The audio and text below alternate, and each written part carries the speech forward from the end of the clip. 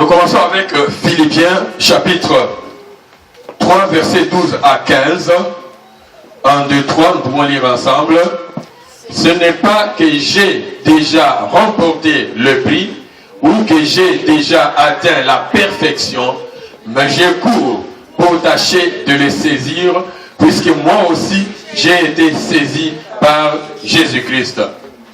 Frère, je ne pense pas l'avoir saisi, mais je fais une seule chose, oubliant ce qui est en arrière et me portant vers ce qui est en avant. Je cours vers le but pour remporter le prix de la vocation céleste de Dieu en Jésus-Christ. 2 Rois chapitre 2 verset 9. 2 Rois chapitre 2 verset 9.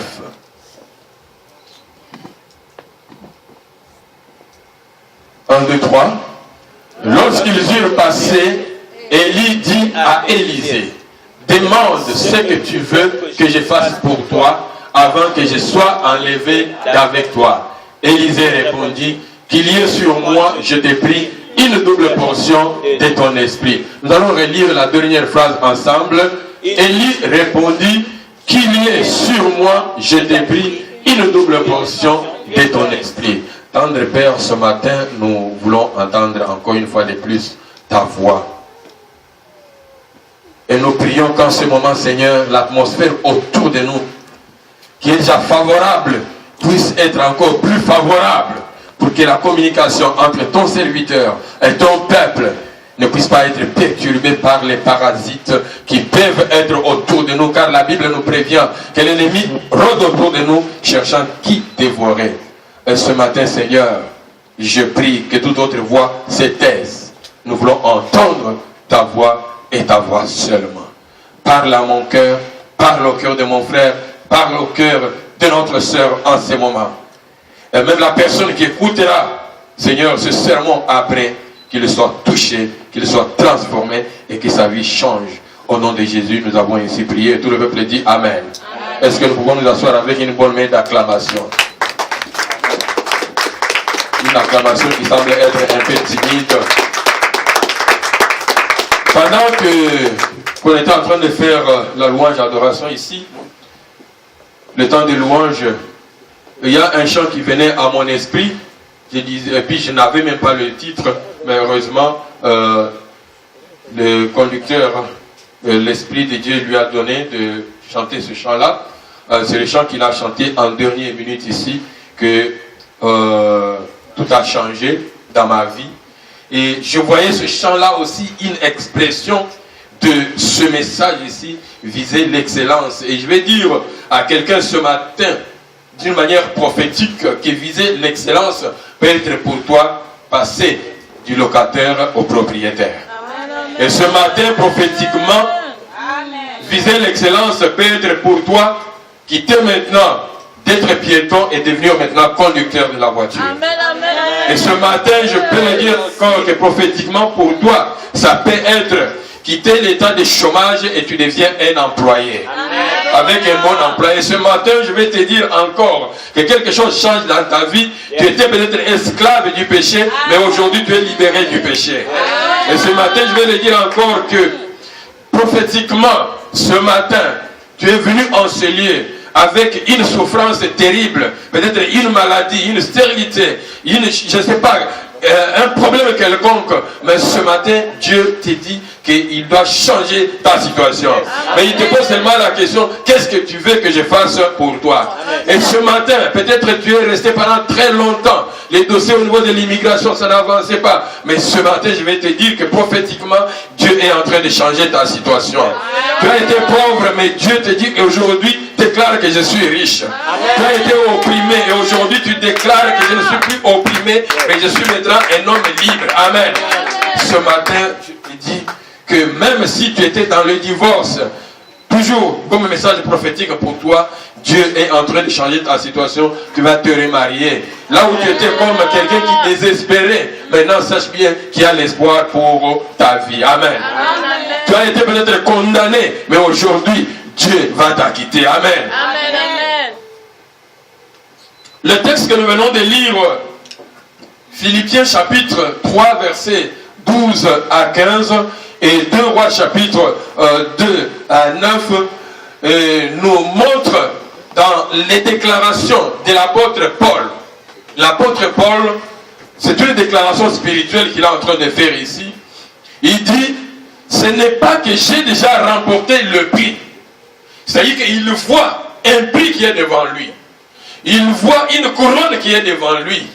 Mais il fait un état des lieux, il dit, je n'ai pas encore atteint ce prix-là. Je n'ai pas encore atteint la perfection. Il est allé même plus loin, que je n'ai pas atteint la perfection.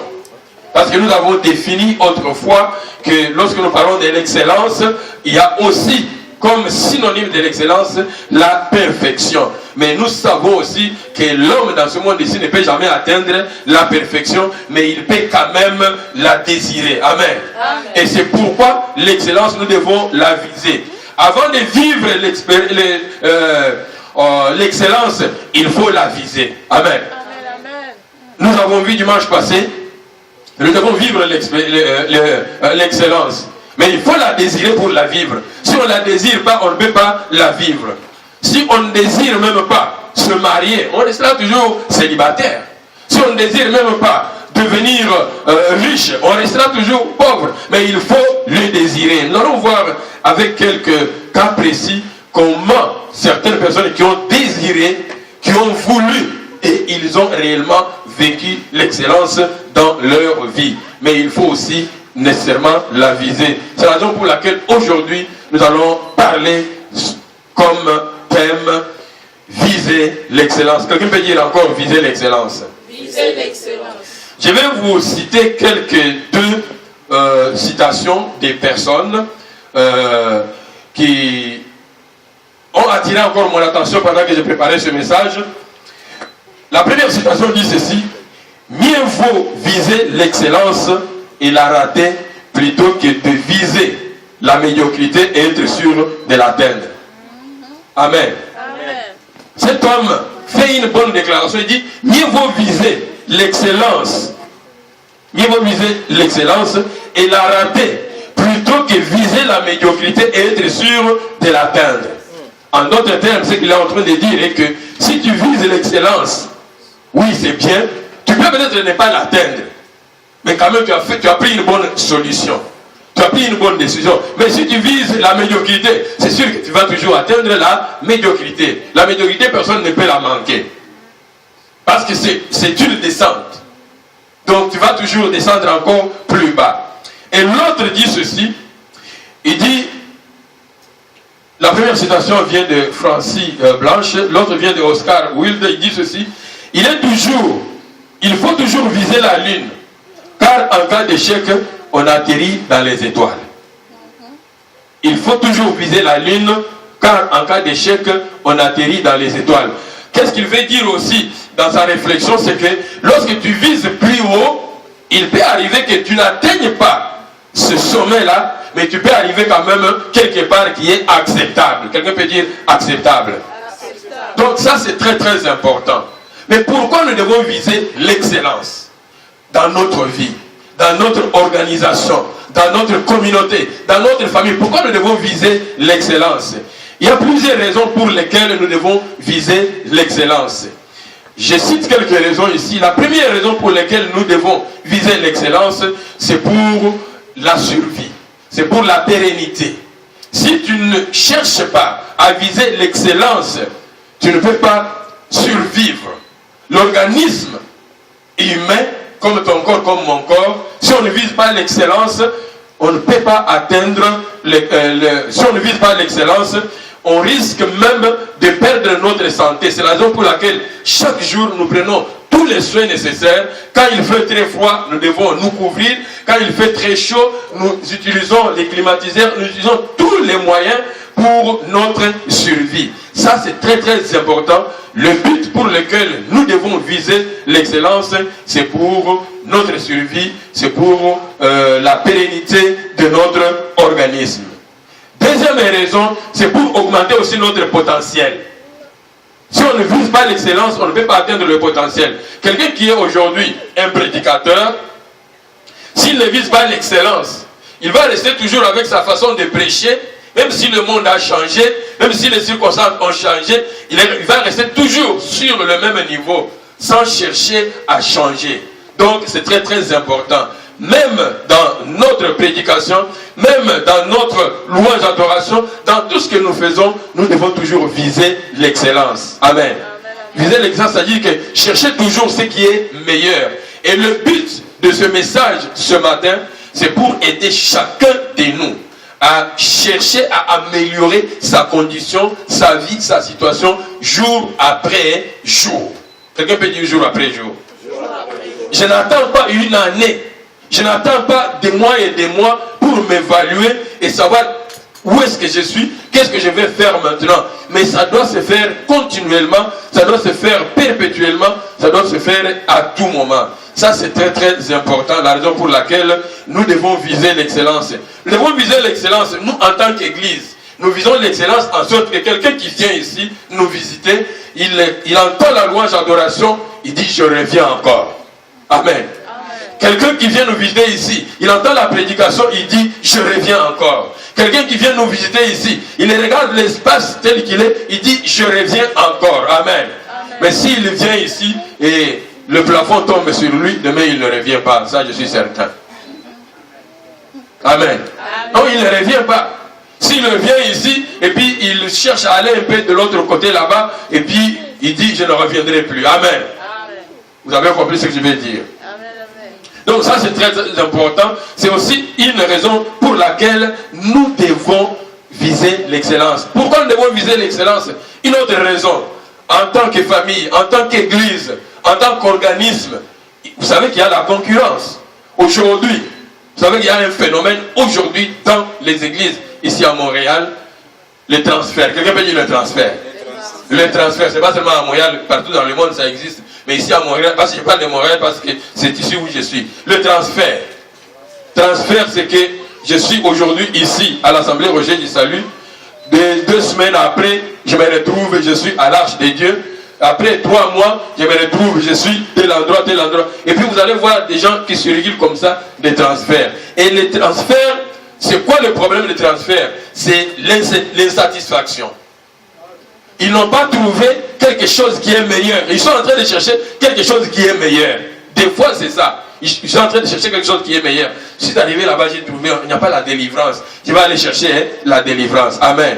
Viser l'excellence, c'est ça. C'est chercher tous les mécanismes nécessaires pour maintenir ceux qui sont avec nous. Amen. Même dans...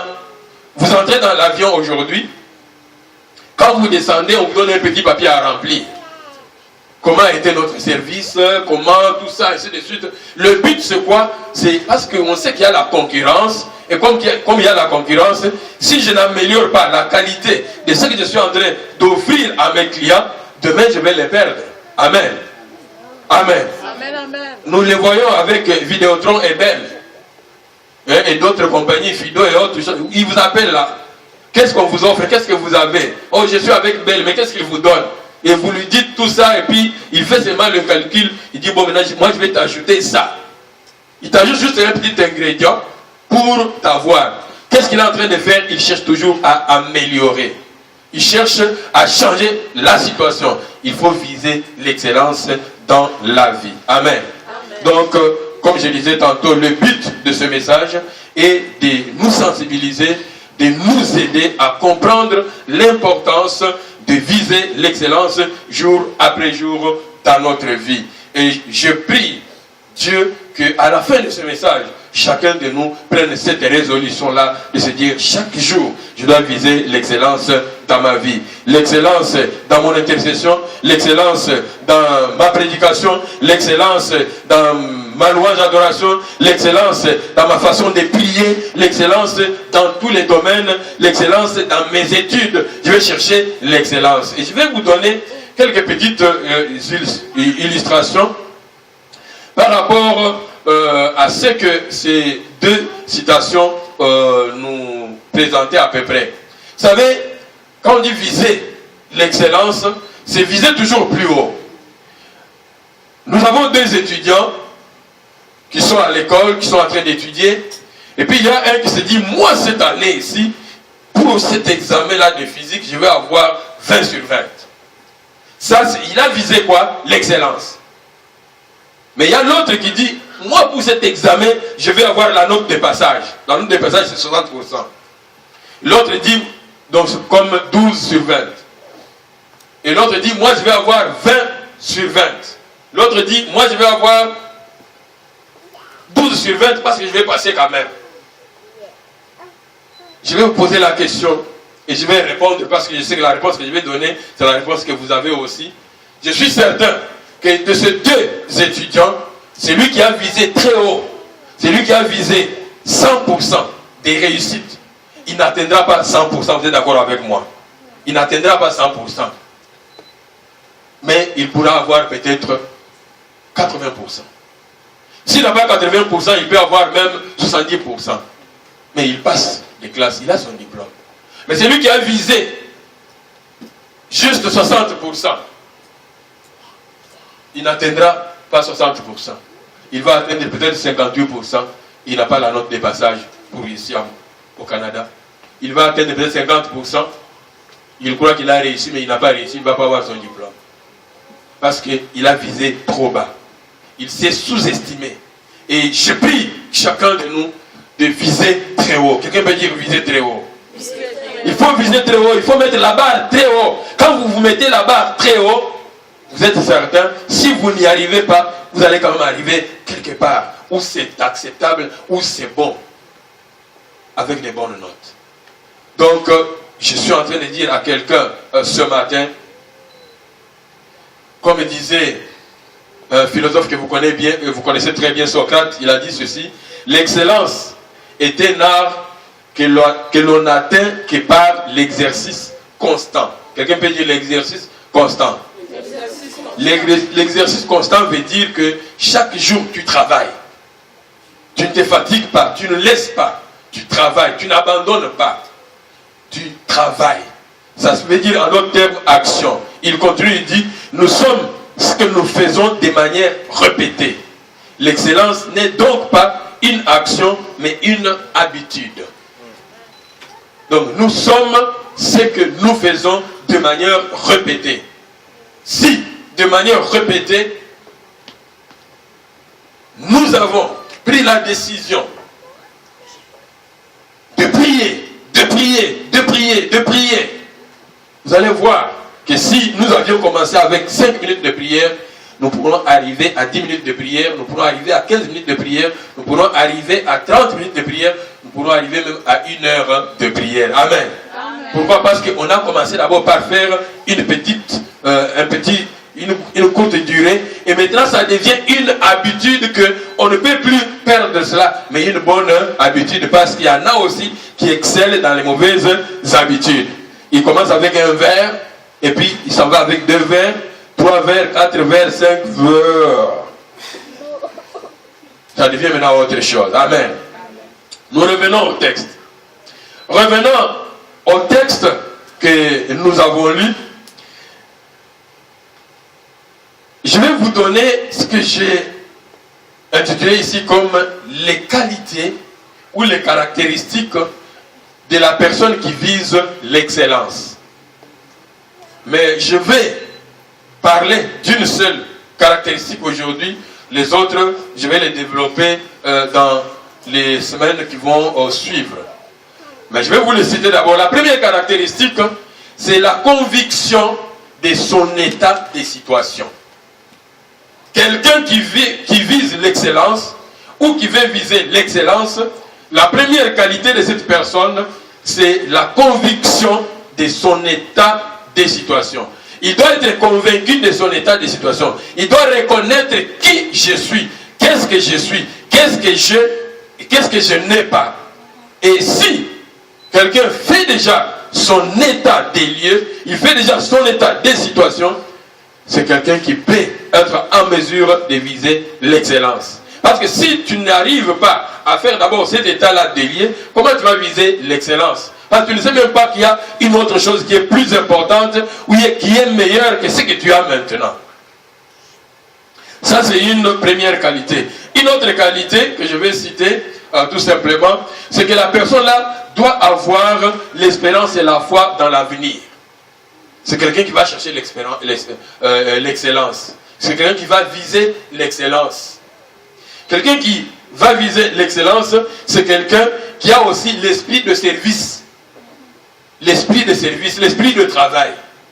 Et quelqu'un qui doit viser l'excellence, c'est quelqu'un qui a aussi la capacité de suivre, ou bien le désir de suivre des modèles, des bons modèles. Et une autre caractéristique, c'est quelqu'un qui est ferme. Quelqu'un qui ne se laisse pas dominer par ce que je vais appeler la rouille. La rouille, ce sont les personnes qui sont autour de nous avec des mauvaises habitudes, avec des traditions. On a toujours fait comme ça. On les appelle les rouilles. On y reviendra peut-être les semaines qui suivent. Mais aujourd'hui, je vais parler de la conviction. Quelqu'un peut dire la conviction. Quelqu'un peut dire l'état des lieux. Ce matin, j'aimerais que chacun de nous se regarde.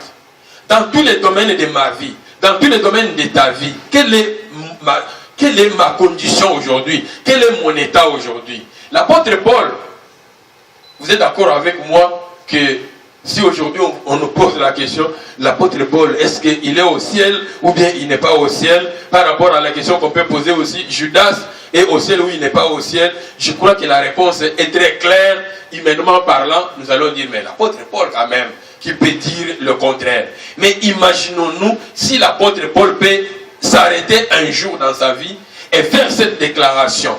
Et il fait cette déclaration en présence du peuple de Dieu. Il s'adresse au peuple de Dieu. Il leur dit, ce n'est pas que j'ai déjà remporté le prix ou que j'ai déjà atteint la perfection.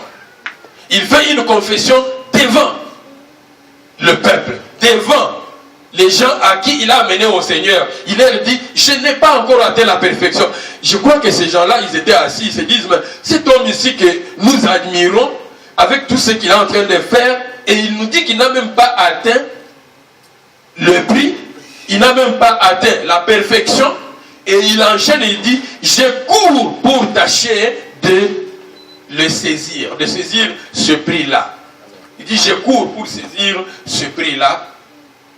Et il dit, je ne pense même pas l'avoir saisi. Il dit, je cours pour saisir, mais je ne pense même pas que j'ai saisi ce prix-là. Mais une seule chose que je fais, j'oublie ce qui est en arrière. Ce matin, je suis en train de dire à quelqu'un, oublie ce qui est en arrière. Amen. Oublie ce qui est passé hier, ce qui est passé avant-hier, ce qui est passé en 2017. Oublie tout cela. Oublie tout cela. Mais regarde devant moi qu'est-ce qu'il y a maintenant. Hier, tu étais chômeur. Hier, tu étais prostitué. Hier, tu étais condamné. Hier, tu étais piéton. Hier, tu étais locataire. Hier, tu étais refusé. Hier, tu étais en échec. Oublie tous les échecs d'hier. Oublie toute la situation d'hier. Regarde maintenant devant toi. Amen. Regarde devant toi. Regarde le futur avec les yeux d'espoir, avec la foi, avec l'assurance. Dis-toi que Dieu ne m'a pas envoyé sur cette terre ici pour souffrir comme je suis en train de souffrir maintenant. Dieu ne m'a pas envoyé ici à Montréal pour que je puisse tourner en rond comme je tourne maintenant. Pose-toi des questions. Combien d'années tu es déjà ici au Canada? Et tu peux maintenant t'évaluer, tu te dire, mais tu fais seulement ton état de situation. Est-ce que j'ai atteint, quand j'ai quitté mon pays, Haïti, Congo, Angola, Gabon, quand j'ai quitté mon pays, j'ai dit, je vais aller au Canada pour faire des études.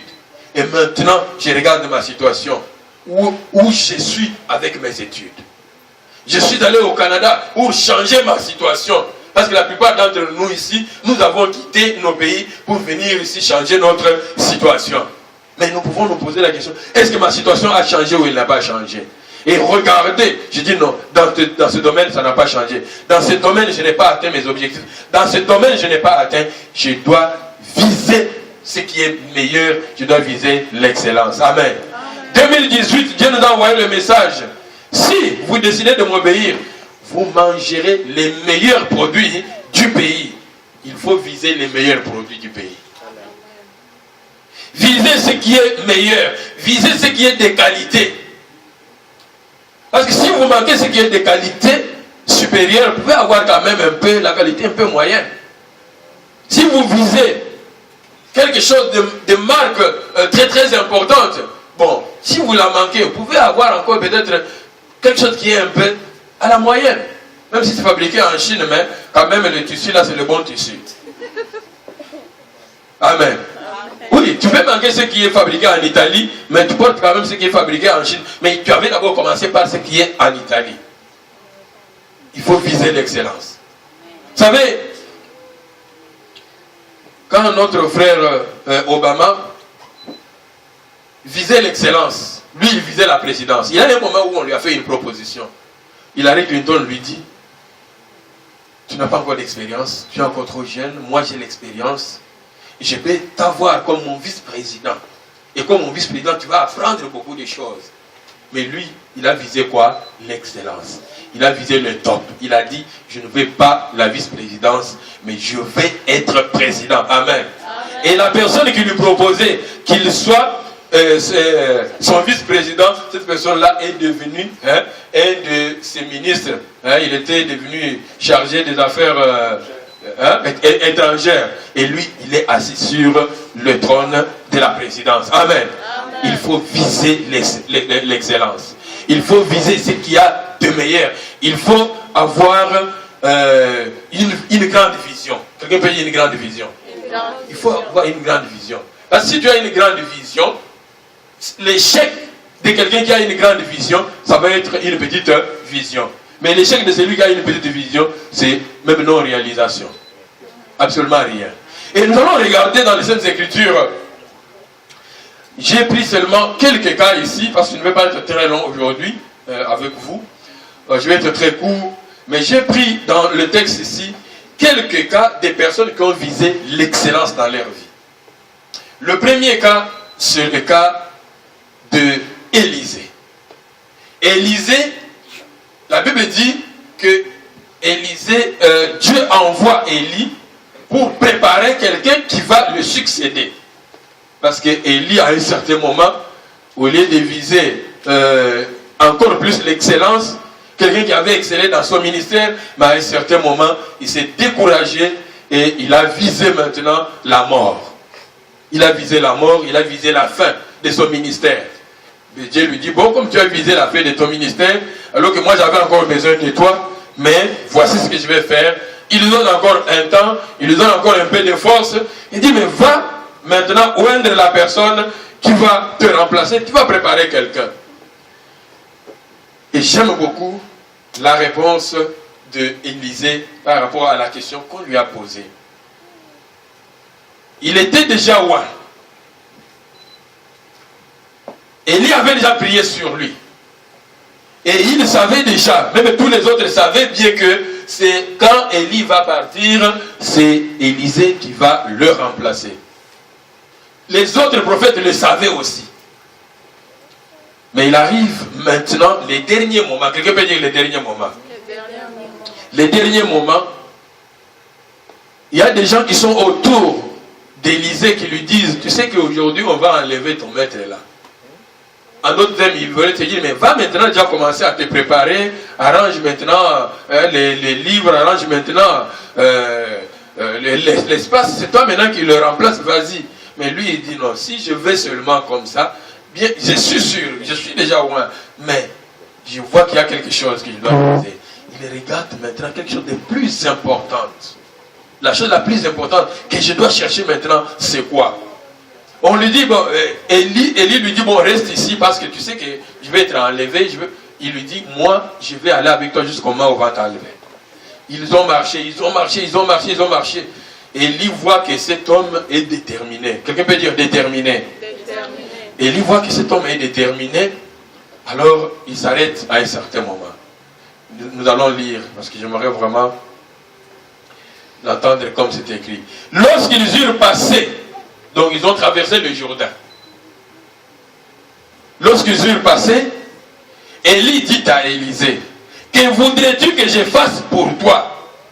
Demande-le moi avant que je sois enlevé loin de toi. Élisée lui répondit, j'aimerais recevoir une double part de ton esprit. Une double part de ton onction. Pourquoi il n'a pas demandé seulement, j'aimerais avoir l'onction que tu as? Amen. Pourquoi il n'a pas demandé, j'aimerais avoir l'onction que tu as? Mais il dit, je vais avoir l'onction que tu as, mais doublement. C'est-à-dire que s'il ne peut pas en avoir doublement, il peut avoir même juste l'essentiel, le 1. Mais il demande doublement. C'est-à-dire que je veux que la façon dont toi tu as fait, mais que moi je fasse 2 fois plus que ce que toi tu avais fait. En d'autres termes, ce qu'il est en train de dire. Si toi tu avais marché 2 km, moi je vais marcher 4 km. Si toi tu avais guéri seulement une seule personne, moi je vais guérir 2. Si toi tu avais fait un ministère avec 200 personnes, moi je vais faire avec 400 personnes. Si ton ministère était de 400 personnes, moi je vais avoir 800 personnes. Ça veut dire qu'il vise la meilleure part. Quelqu'un peut dire la meilleure part? Il veut avoir plus. Il a visé l'excellence. Et nous allons voir dans la vie d'Élisée comment il a vécu. Parce qu'il a visé l'excellence et il a vécu l'excellence également. Comment il a vécu l'excellence? Nous pouvons voir, parce que quand nous disons, dimanche passé on nous a enseigné vivre l'excellence. Mais si on peut poser la question à quelqu'un parmi nous, comment tu as vécu l'excellence pendant cette semaine ici? Comment tu as vécu l'opération commando pendant cette semaine ici? Nous pouvons peut-être nous arrêter comme ça et puis on commence à mettre la main sur la tête sans savoir exactement comment nous l'avons vécu. Mais je vais vous montrer quelques exemples précis pour Élisée. La Bible nous montre, si vous lisez le livre de 2 rois, vous allez voir tout cela, que Élisée, successeur d'Élie bien sûr, voici comment il a vécu l'excellence. 1. Élisée se trouve devant une eau qui était contaminée. Il a purifié de l'eau. Amen. Il a purifié de l'eau. Parce qu'il a reçu une double onction. L'eau qui était contaminée, il vient là, il purifie l'eau contaminée et puis les gens boivent cette eau-là, il n'y a pas de problème.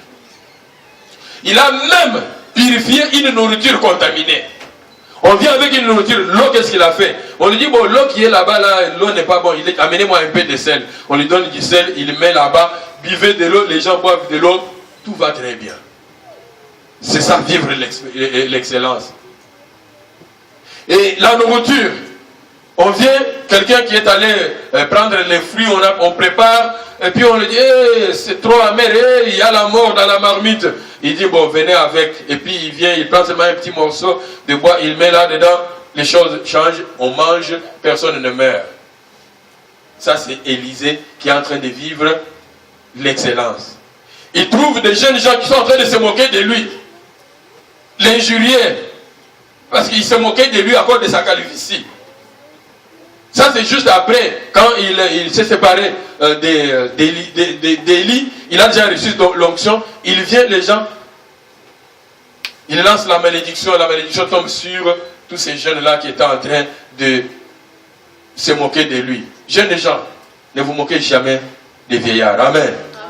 Ne vous moquez jamais des vieillards. Vous ne savez pas qu'est-ce qu'il y a dans cet homme-là. Ces jeunes-là qui étaient en train de se moquer de lui, chauffe.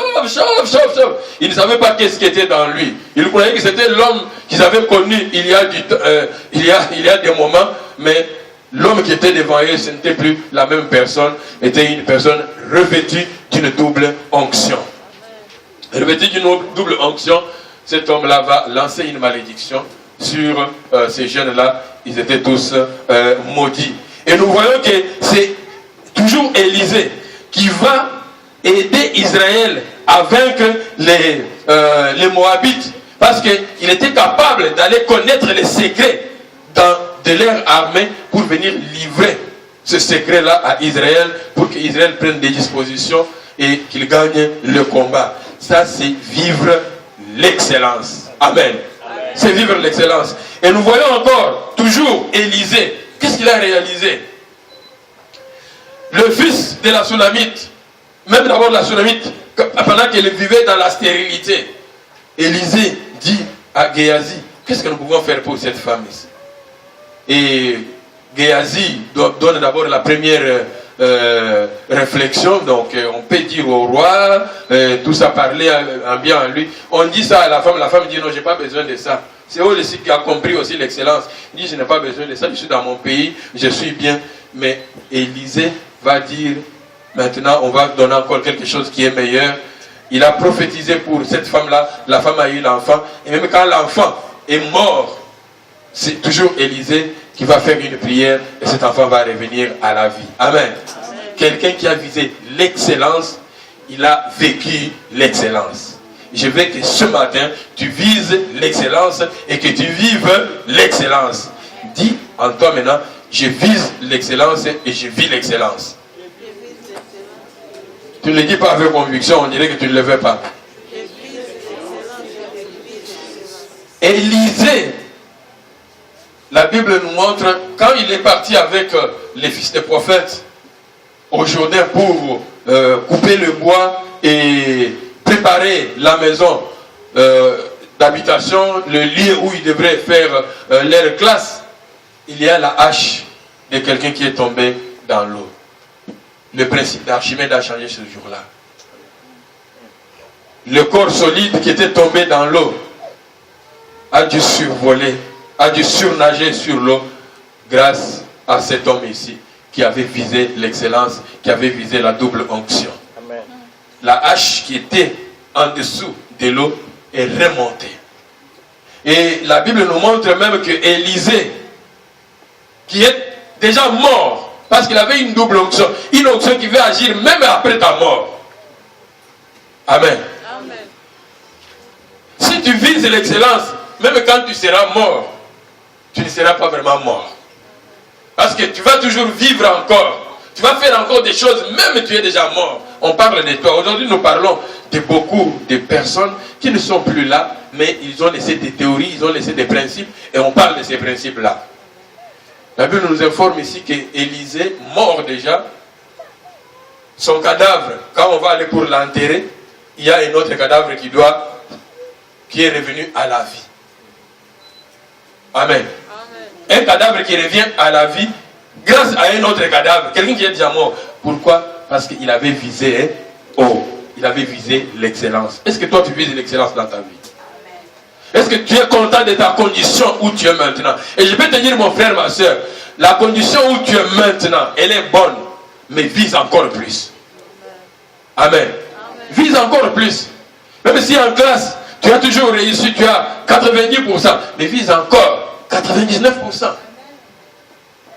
Vise encore cela. Va encore plus loin. Ne dis pas, bon, je suis là où je suis, c'est correct, c'est bon maintenant. Non, vise encore plus loin. Je vais donner un deuxième exemple de quelqu'un qui a visé l'excellence. Pour Élie, je ne vous donne pas vraiment beaucoup de références, je vous demande seulement si vous avez la capacité, si vous visez aussi l'excellence, vous pouvez lire le livre de 2 rois, presque à partir du chapitre 6, vous irez jusqu'au 13, vous allez voir tout ce qu'Élisée a accompli, jusqu'au chapitre 13. C'est long, mais c'est ça aussi le prix de l'excellence. Une autre personne qui a visé l'excellence, c'est Salomon.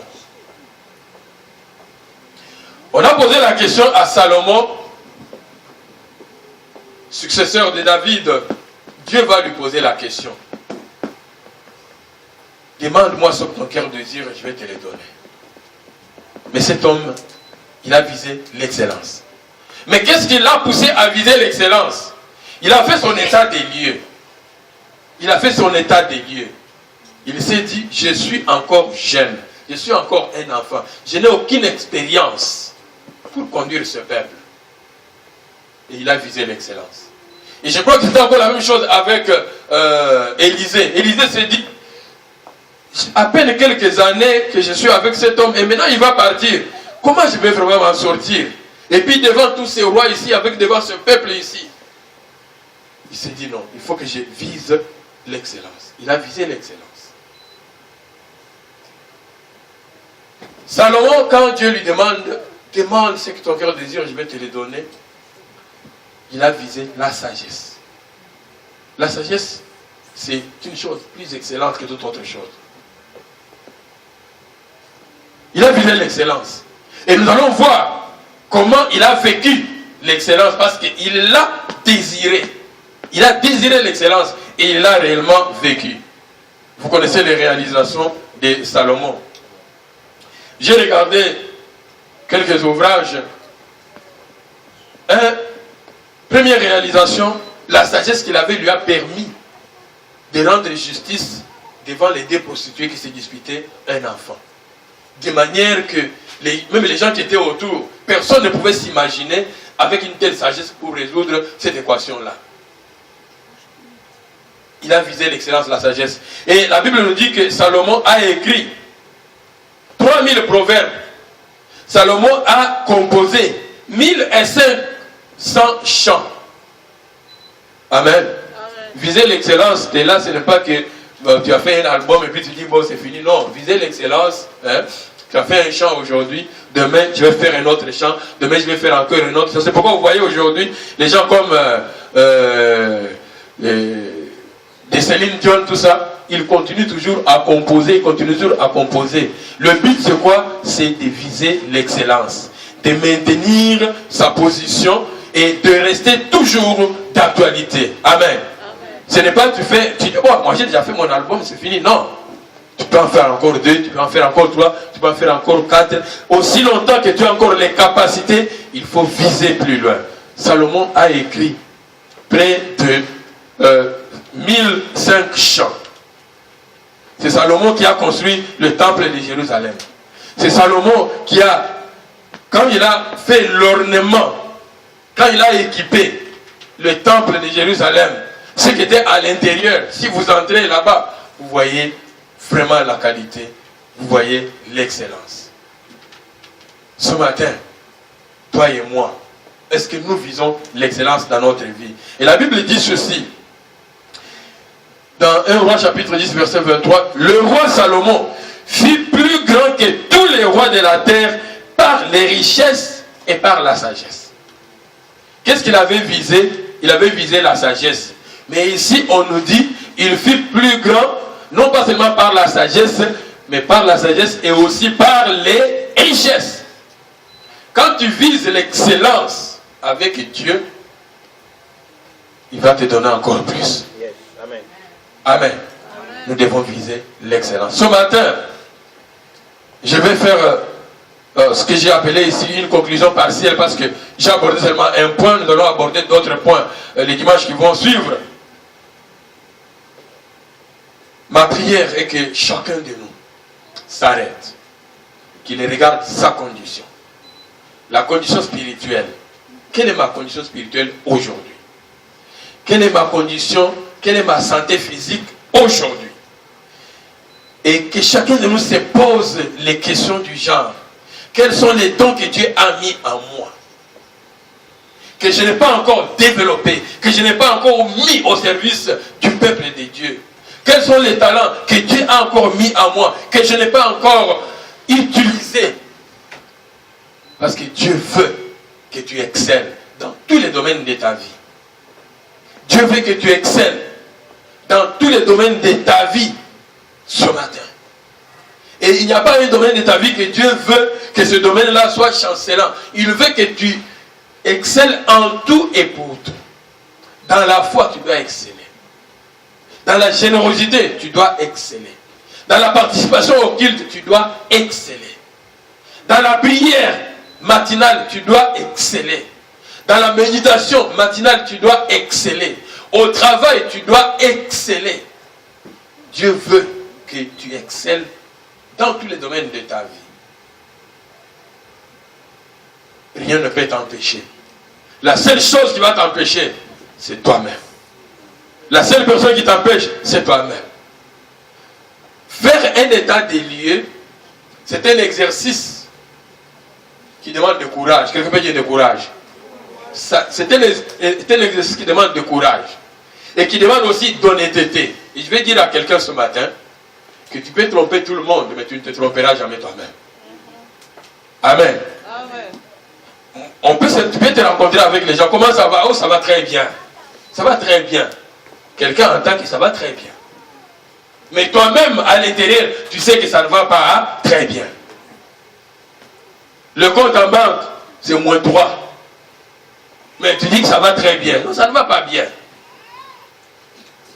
Tu dois chercher à améliorer ta condition. Tu dois viser. Et je te dis ce matin, mon frère, ma soeur, affronte ton avenir.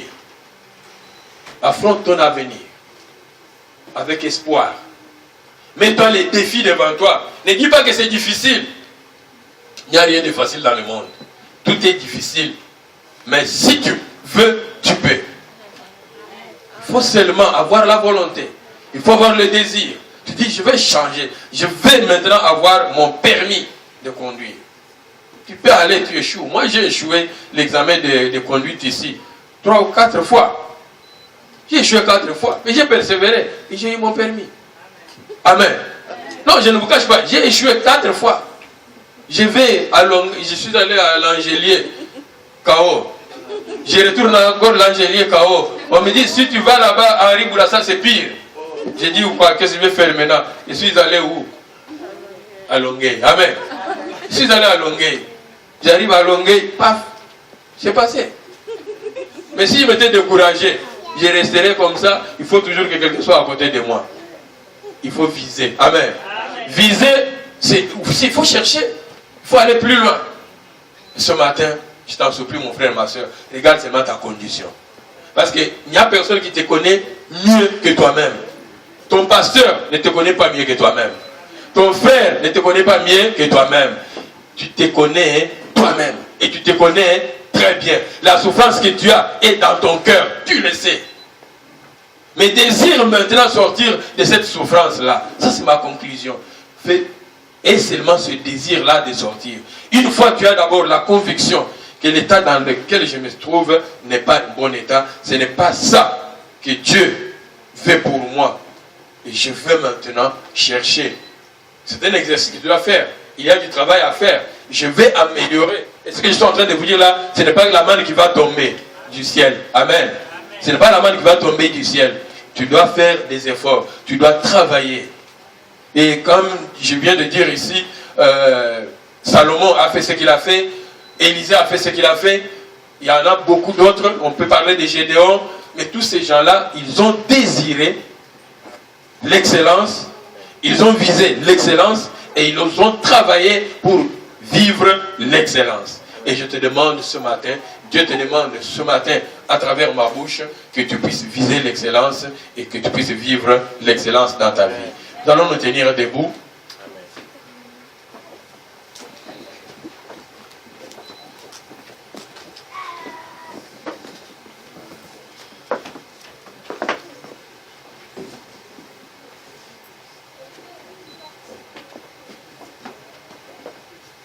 Et maintenant, je veux que tu regardes ta condition.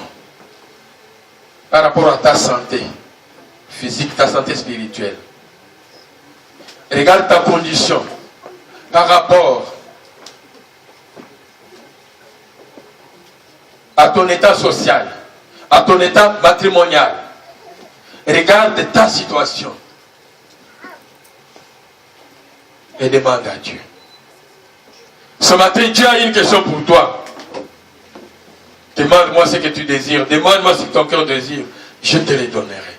Ce matin, Dieu a un plan pour toi. Mais il faut que tu reconnaisses d'abord ton état. Que tu reconnaisses que je n'ai pas encore atteint la perfection. Je n'ai pas encore atteint mon but.